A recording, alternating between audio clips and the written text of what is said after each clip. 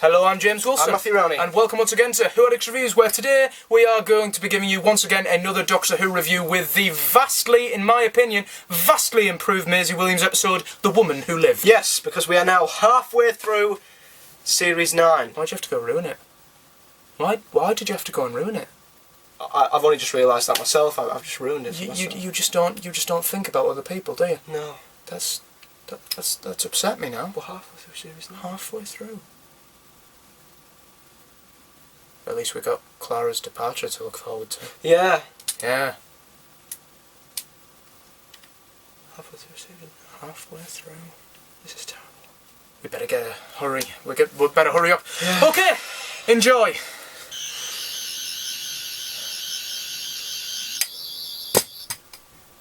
Halfway through. Yeah.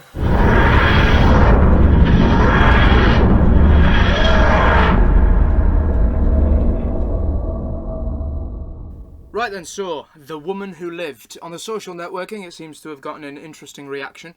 Maisie Williams seems to have got a lot of appraisal this week, unlike the girl who died, and I think she's far better in this episode, which we'll certainly get to. Yes, and yeah, the episode as a whole has got an interesting reaction, actually. I mean, I stayed quiet after watching the episode. I just felt like this week I would keep my opinions in and blurt them out in the review, which I'm glad I did, because I cannot wait to talk about it.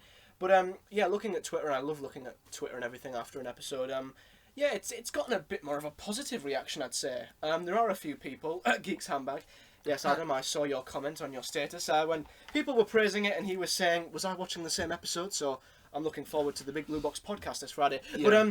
But yeah, it's gotten a positive reaction. I put out a tweet earlier asking people what they thought our ratings would be, and people said 7s, 8s. Yeah. So yeah, it's gotten a good reaction, and don't get me wrong, there are good parts to this episode, but for me personally, there are also quite a few bad parts as well. Of course they are, but there are to every episode, I feel. Yes, and so yes, the 12th Doctor. Let's start with that. Is back on form this episode.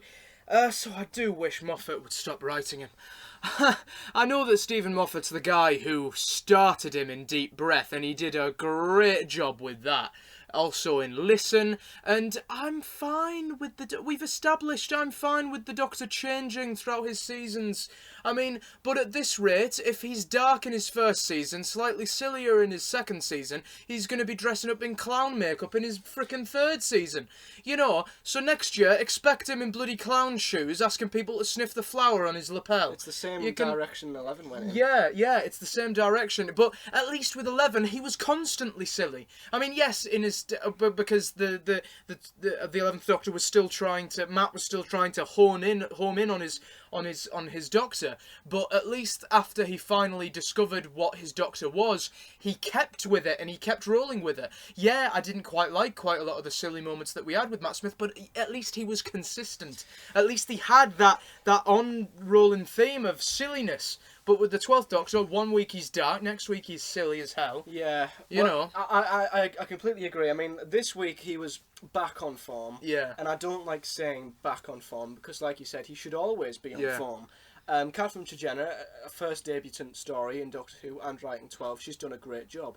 And it's a very interesting pattern that we're getting in Series 9, that the two debut writers have written 12 better than any of the others. When Moffat had his hands on 12 in the opening two-parter, yes, he had some incredible scenes with Davros, probably some of 12's best scenes, but he also had the scene with the guitar, which dragged on too long and gotten a bit silly, and then we had last week the yo-yo scene. It just seems like every time Moffat has a writing credit, there's these unnecessarily silly moments that 12 has. It's a habit that Moffat has, and yet when we've got the likes of Toby Whithouse writing 12 for the first time, Catherine Tregenna writing 12, they nail him for some reason, and I don't see why. It should be the other way around.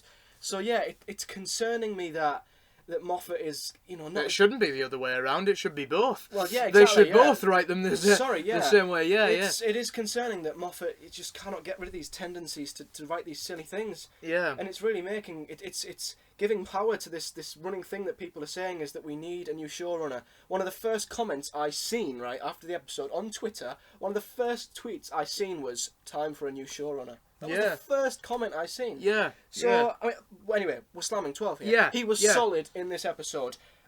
Back to his best. Yeah. Which I don't like saying. Yeah. So yes, we then go on to the Nightmare, who is revealed to be Ashilda, who has shunned the name Ashilda because rightfully so. When your lifespan is an infinity, you feel the need to not have a name anymore because all your names die with whoever knew you. And I'm sorry, but Maisie Williams. Why am I saying sorry? She was amazing in this episode. She was she'd improved 1,000-fold from last week, and I feel that actually it was quite a good contrast to see. Last week we had a girl who was a dreamer, who was a storyteller with a great imagination, and this week we're seeing a cold-hearted woman, and I think that's a great contrast to see, and the fact that the Doctor is pretty much responsible for that. This is a great challenge for the Doctor, I think. Yeah, it is. We said in the preview that this could really give her character some credibility, and it did. Yeah. Last week her character was very ordinary, and people were saying, "Well, what was so special about her?" But this week we've seen what is so special about her, and yeah, her characters came on. You know, she's lived for so long. We got to see what immortality does to a young woman.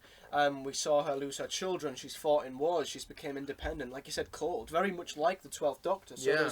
There was similarities and differences there, which is always a nice thing to see. Yeah. So yeah, she was much better in this, and I've got to praise Maisie Williams herself. Yeah. Because she pretty much played one girl last week, the innocent dreamer. Yeah. She then played the Nightmare and also Lady Me. She's played 3 different characters. She acted her socks off. Yeah, she was much better. I think she was very, very good, I believe. And yeah, so we'll get onto a certain. Do you want to see the contrast between Maisie Williams and a certain other immortal hero? Well, yeah. Or you brought this point up earlier. Yeah, so. yeah. Well, Captain Jack, who was referenced in this episode. Oh, yes. I'm so glad that they actually, referred to Captain Jack as well. And yes, I do to some extent still think that the story's a little bit rehashed, and we have seen Immortals before, but I think it's still interesting that we get to see this character who is essentially still at heart a young woman who is still vulnerable to the world, and the fact that she has been thrust into immortality and she's stuck in this body. You know, she's going to be forever ID'd for alcohol in local shops.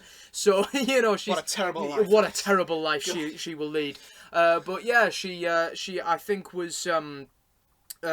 I think she was very good in this episode, and the difference is that with Captain Jack, he was a fully grown adult when he became immortal. I think he will have certainly had those moments where Captain Jack has tried to kill himself, probably where he's attempted to do that himself, it's just never worked, so I think that but I think that Captain Jack has had a better way of dealing with that, and the Doctor has the TARDIS, he has the whole universe to play with. Captain Jack has a team of people who helps him save the world. He has a purpose, and that's something that Maisie Williams just hasn't found yet, which is just justifying my class theory all the more. But I think that that's all that Maisie Williams' character needed, and I think that's all he needs, and I think that's a bit of dialogue that I think Catherine Tregenna missed from the episode. I think it would have been great for the 12th Doctor to say, I have this friend, Captain Jack. He has a team of people that helps him save this planet.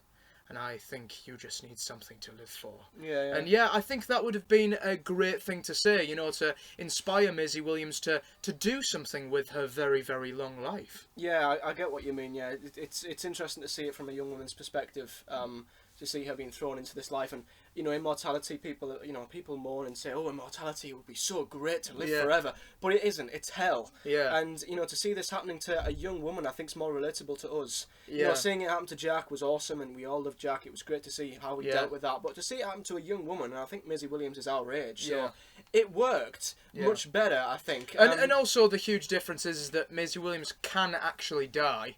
The Doctor did say you're immortal, but you're not indestructible. Yeah. Jack is actually indestructible. If Maisie Williams, if Ashilda's head was chopped off, she wouldn't grow a new one. No, she'd be dead. Yeah. So yeah, there's the huge difference there.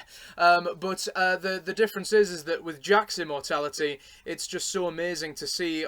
Also, like Captain Jack, it was great to see Maisie Williams at the Battle of Agincourt. She's fighting all these enemies, and she's telling the Doctor stories about what's happened throughout her very long life. and stuff like that. And the Doctor's even saying, telling her about the Great Fire of London and what have you. And I think that that's a great sort of dynamic that they've got there. The Doctor and Maisie Williams have this. Why do I keep saying Maisie Williams? That's the freaking actress, isn't it? The Doctor and Lady Me, shall I say, have a very, very big. They have a similarity in that they've both led a very, very long life, and they can both say, "Oh, remember when that happened? Oh yeah, I was there." So yeah, they can share those memories, and that's something the Doctor can't do with many people. Yeah, it was interesting to see 12 in this, because normally when he affects someone's life, he runs off and doesn't care, and they're forgotten about. But with this, he seemed like you could tell that he felt responsible for this. He knew that, this innocent girl who should have led a normal life, once again, he'd stumbled into someone's life and practically ruined it. So yeah, you could see that he cared and actually felt responsibility for this, which was another interesting dynamic that we don't see too often with 12. And him caring for Ashilda made us care for Ashilda. Yeah. It was great to see him reading through her journal. You could see in his face how guilty he was, and that he refused to travel with her. That dynamic worked very well for 20 minutes. Yeah. Which leads me on, okay, if you've got nothing else to talk about. No, it's fine, it's fine. After this, we'll get onto Sam Swift. Yes, well, 10 minutes in, this is great. I'm enjoying this. This dynamic is great. I'm loving seeing her past, the life she's led. 15 minutes, yeah, this is still good. She wants to travel with him, nice. 20 minutes, okay, we've seen this scene, let's see some action. 25 minutes, I was nearly asleep. I was bored out of my mind. I mean, it was a great dynamic, yes. They built it up well. They spent a lot of screen time, but it just kept going and going. And it was actually when the nightmare was gone and she turned into Lady Me, because I thought, oh, she's changed. We're going to see something different. But we got the same scenes, the same recycled dialogue. She wanted to travel with him. The Doctor said no. There was the guilt. There was the talking about the past and the responsibility, and it just kept going and going, and I was like, come on, something happen, and I zoned out completely. And it's such a shame, because I was so intrigued into this story so much, and then it was gone after 20 minutes. I couldn't have cared less. Yeah, it destroyed my care. I do get what you mean. I was so bored after half an hour. I do get what you mean, but I was actually quite enticed by the dialogue, that Maisie Williams talking about immortality, and I don't know why, but it intrigued me all the more, the more it was talked about and the more it was, said. I loved, Maisie Williams and Peter Capaldi in it. I don't know what it is. It may just be the awesomeness of Peter Capaldi and it's just rubbing off on Maisie Williams. But I actually did really enjoy this dialogue. Now, onto the actual plot of the episode. Now, I think... Which was very thin. very, very thin indeed. So, yes, this character, Leandro... well, I'll get onto Sam Swift, because I have a feeling you did not like him. I have a feeling about that. I'm not saying anything yet. Okay, well, I'll get onto him in a bit. But yes, Leandro, I think if you minus Leandro, I think what would have improved the plot of this and made it a much more valid character piece of an episode would have been if she was still the Nightmare, she was still a highwaywoman, but she wasn't in league with Leandro. Minus Leandro, I think that would have been great. If she was just in on this for herself, and that she still could have been lonely, she still could have been lonely in her immortality, and she just wanted to get out of there, then I think that just doing that for herself and then the Doctor showing up would have made it just those two characters. Yeah. I thought would have been a much better back and forth, and I thought that would have been better. And so the villain for this episode was very forgettable, and so I think minus Leandro, I think it would have been a much better plot. Yeah, well, I was begging for some action after 30 minutes, and then we did see Leandro. Well, as I've said in our Under the Lake review, there is more to an episode than action. There is, and then you get action at the end, and it's a repeat of the Fisher King, that they marketed him, it went a bit wrong, they gave away what he looked like, so the build-up didn't work. And, he didn't do anything for me, the villain. I mean, like you said, it would have been better without them. I mean, it would have been nice to see the Nightmare and Maisie Williams. I mean, she was already playing Ashilda. She was already playing the Nightmare, Lady Me. It would have been also nice to see her playing the Ally and the Enemy. Yeah. That would have been incredible. Yeah. Maisie Williams would have had to have been on top form, and if she would have pulled that off... I think she could have. She could have, yeah. So...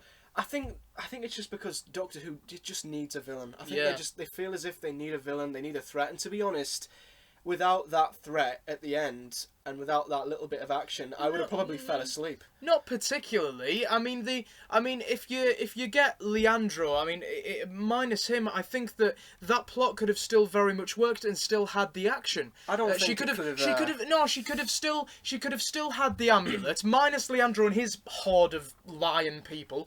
She could have still attempted to kill Sam Swift and tried to open the gateway to get to that other planet or whatever.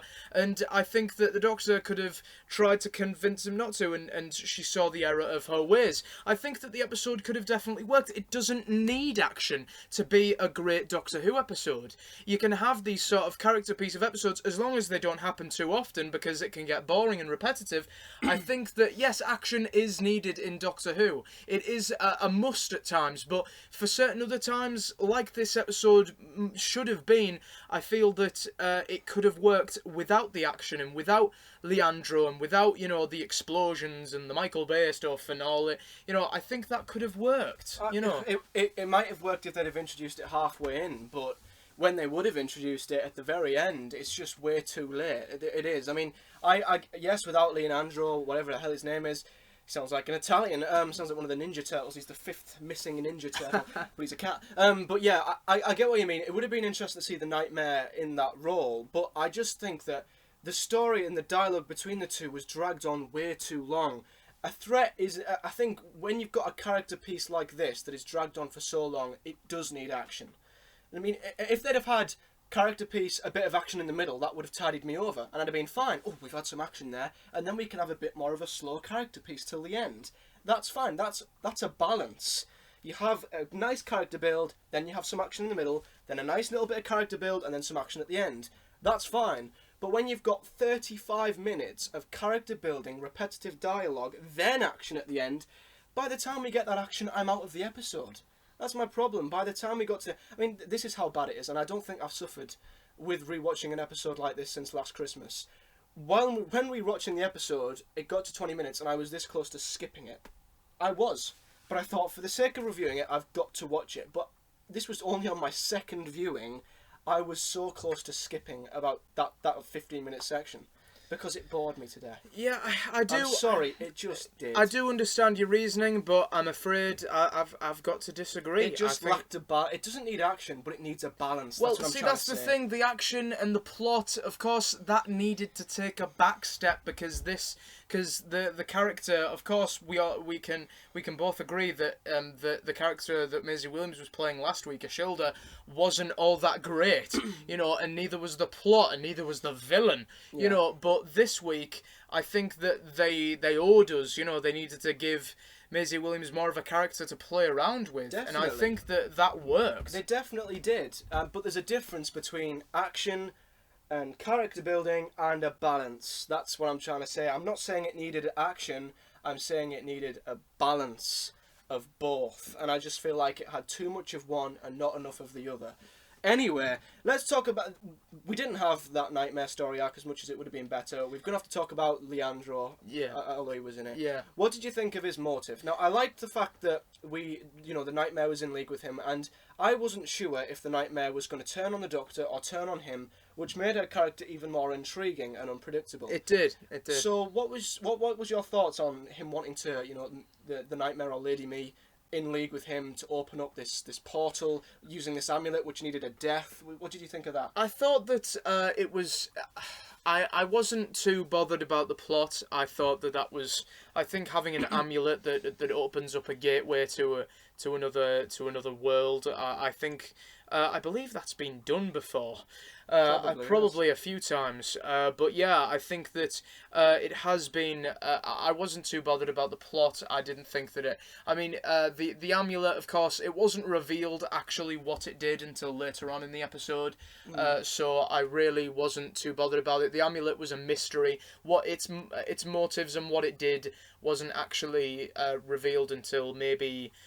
when Leandro burst open the doors and they revealed what they were going to do with it. Yeah. So it wasn't up until then that I knew what the amulet did, so I wasn't too bothered about it. I was too excited with the Doctor and the Nightmare. I was too enticed in that. But yeah, I think Leandro was a very forgettable villain. Like the Maya, I just thought that they were I just thought he was a very forgettable villain. I do agree, yeah. I think because of all the character building we'd had by the time we got to the end, it was, that's his motive, okay. I don't really care about it now. I was more interested to see, how Lady May, was she going to be in league with him? I will admit, I did like how Leandro turned on her. I liked that because that was kind of teaching her a lesson, and that was the moment that made, because there was a line in there where the Doctor said, "See, you do still care." Yeah. That flicked Lady May. It kind of turned her back into her old self. She cared again, which was nice. It triggered a bit of character development there, but then there was the whole reversing it.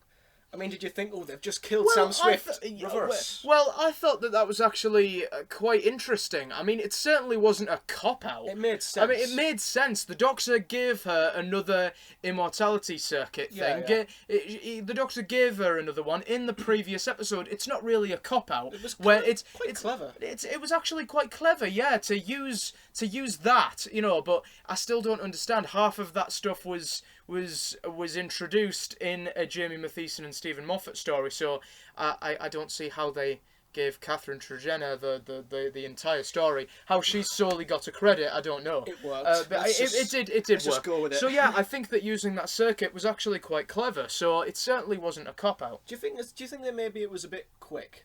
We'd had this slow build up, and then the ending was just kind of, it was a little bit quick. Yeah, I will admit that. Like I said, the plot is.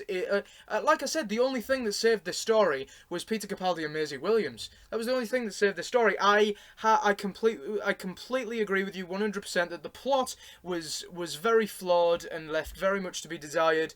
But like I said, the better part of the episode was, I think, at least over half of my score, which we'll see in a bit. So, one of my favourite scene between the two was at the very, very end, where they were basically saying, we need to look out, I'm going to look out for you, you're going to look out for me. There was the Captain Jack reference. That was a lovely scene. I think it was, yeah. I think it really was. That was a really great scene, and it was sort of how the Maisie Williams is sort of that she has evolved, not just from last week, but she's evolved since the beginning of that episode. She had a purpose. Yeah, now, she had a purpose now. Yeah, she could look after the people that the Doctor leaves behind. So I think that was, like I said, it was Maisie Williams finding purpose in her immortality, and that's what she needed.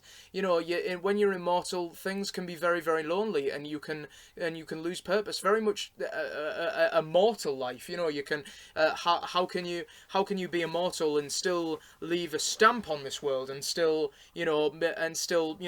make a difference. And that's something that she definitely did find. Now I want to talk a little bit about. Actually, I thought he was a great comedy relief. Sam Swift, played by Rufus Hound. I thought he was very, very enjoyable. I thought. I think that Rufus Hound is a great long line of British comedians entering Doctor Who. Yeah, I did like Sam Swift. Yeah. I'm going to be honest. I mean, at times he was borderline a little bit annoying, but yeah, I think I've always loved Rufus Hound in everything he's in. So they could have made his character so over the top, and so exaggerated. But you could tell that Rufus Hound was having a great time doing it. When an actor is having a great time playing a character, you tend to enjoy that with him. And when he was basically doing a stand-up routine, close to getting hung, I thought that was great, to see that, and I knew that Rufus Hound was having fun doing that, and I thought it was very, very enjoyable, and I thought that the Doctor saying, having a back and forth with him as well. Quick, I'm running out of patience, and all these puns and jokes and stuff, which is kind of, again, inconsistent, because the Doctor did specifically say he doesn't like puns. But still, I thought that Sam Swift was a very, very enjoyable and funny part of the episode. What I liked is that he actually did have a reason to be there. Yeah. He wasn't just there for the sake of it. he had a part in the plot as well. Yeah. At times he was borderline a little bit annoying, but yeah, I thought he was a good character. Yeah, definitely. Yeah. So then we've got the ending, the very ending. The very ending where Jenna makes a surprise cameo. Yes. Two things. First of all, we see Ashilda again. Yes. She is following the Doctor, and what I noticed on rewatch is that she seems to know a lot about the Doctor. Yeah. The Doctor said this a lot in the episode. He kept saying, "How do you know?" Yeah. I think she knows. I mean, has someone told? I think she's in league with someone else. Yeah. I think she's met Missy a few times. I think there's something there, you know. Yeah. That's intriguing me. Yeah, which time. we may find out in episode 10. Yes. Yes, Maisie Williams is coming back, and I think that my class theory is getting. I mean, Clara Oswald shows the Doctor a selfie with a Cole Hill student, and Maisie Williams is in the background. Yeah. You know, so come on, that's a bit tantalising, isn't it? Yeah. I mean, come on, if that isn't true, I'm going to be like, oh, come on. You know, I know that she's got Game of Thrones, but how many episodes must Class have? Come on, Maisie Williams can put in a few. I think it's 8, isn't it? Yeah, series? I think so. 8 45-minute episodes. So I think she can put a bit in. Into Class, I think, and I think that Class is in need of an experienced protagonist. Well, you know? we had Jack. He got a spin-off. Yeah. Now we've got Michelle there. Exactly. Yeah. There's a Yeah. pattern going on there. So I think that to see her in Class, I think would be really, really good. I'd actually like that. I think Class needs that lead. You know, we can't just have a random group of teenagers who've never met aliens before. They'd all run off scared. Yeah. We need someone who's actually met them. So that's a big hint that she's either in league with someone else or it might be setting up Class. And the other big thing is that, I mean, they basically, you know, thrown it down our throats. Yeah. Clara is leaving. She's in trouble. Yeah, she's leaving. I mean, yeah. I love the scene where, you know, she hugged the Doctor. It was lovely. It was. She hugged him and he was like, "I missed you, Clara Oswald." But then he gave that little look like, what am I doing? Yeah, that was very 12. And she said, "I'm not going anywhere, daft old man." And he just gave her this look. And it made my heart sink. I was just like, oh no. Yeah. And it's like, would that have worked if we didn't know she was leaving? I don't know. I just think it's nice because they've gave the two of them time to connect, and now to see them really caring for each other, they're really close now, and the fact that we know that it's going to end, it's so sad. Yeah. I'm really intrigued because I'm actually sad. But I'm a little bit concerned that they're making it too obvious. Do you think that maybe they're making it a bit too obvious? Maybe a little bit. I mean, how much they've prophesized it over the last few episodes. Yeah. You know, I think it would be actually quite upsetting if she didn't die now. You know, like if she just left the TARDIS, it would feel a little bit incomplete almost. It would, yeah. You know, the way they've prophesized it this series so far, you know, the way Clara's just said, "I'm not going anywhere," and the Doctor's been constantly thinking about what's eventually going to happen to Clara.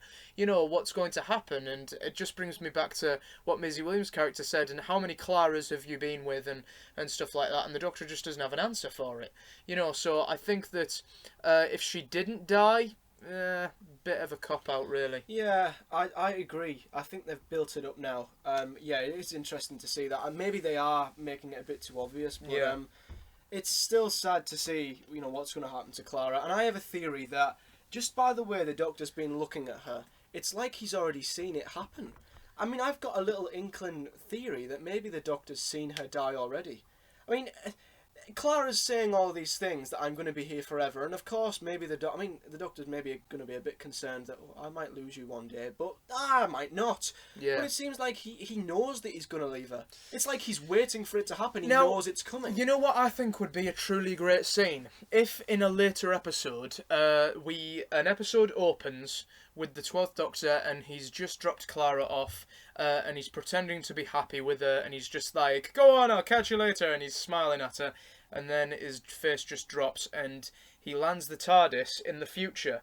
Not too far in the future, but just lands it far enough where he sees what Clara's going to end up like. Not giving away how Clara leaves, but he sees it, and I think that would be a great scene to see. You know, to see the 12th Doctor see the fate of his best friend, I think would be a great scene, and using the TARDIS quite well and breaking a rule really. It's building up quite nicely. It is. I'm really looking forward to that. I know. So am I.